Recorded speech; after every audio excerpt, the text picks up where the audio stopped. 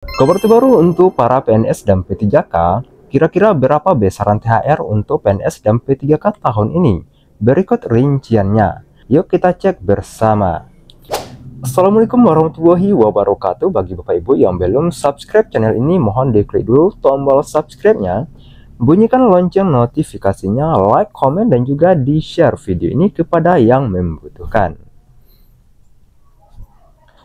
Dikutip dari sumateraexpress.id, tunjangan hari raya atau THR adalah salah satu bentuk penghargaan pemerintah yang selalu dinantikan pegawai negeri sipil dan pegawai pemerintah dengan perjanjian kerja.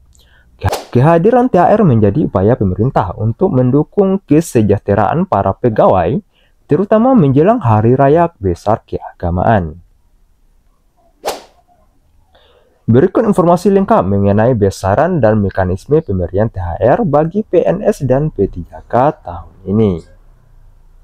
Selanjutnya, aturan pemberian THR. Dasar hukum pemberian THR ditetapkan melalui peraturan pemerintah yang diterbitkan setiap tahun. Kebijakan ini mempertimbangkan kondisi keuangan negara, kebutuhan pegawai, dan komitmen untuk meningkatkan kesejahteraan. THR diberikan kepada seluruh PNS dan P3K di tingkat pusat maupun daerah, termasuk pegawai yang sedang cuti atau dalam masa transisi pensiun. Berikut komponen THR bagi PNS dan P3K. Yang pertama yaitu gaji pokok. Besarannya disesuaikan dengan pangkat, golongan, dan masa kerja. Golongan yang lebih tinggi memperoleh nominal lebih besar. Kemudian yang kedua yaitu tunjang keluarga, meliputi tunjang untuk pasangan dan anak, dihitung berdasarkan persentase tertentu dari gaji pokok. Kemudian yang ketiga yaitu tunjangan jabatan, khusus untuk pegawai dengan jabatan struktural, fungsional, atau jabatan lainnya. Kemudian yang keempat kita lanjutkan. Nah, kemudian yang keempat ada tunjangan kinerja, dalam kurung jika berlaku. Beberapa instansi memasukkan tunjangan kinerja atau tukin ke dalam THR tergantung kebijakan masing-masing lembaga.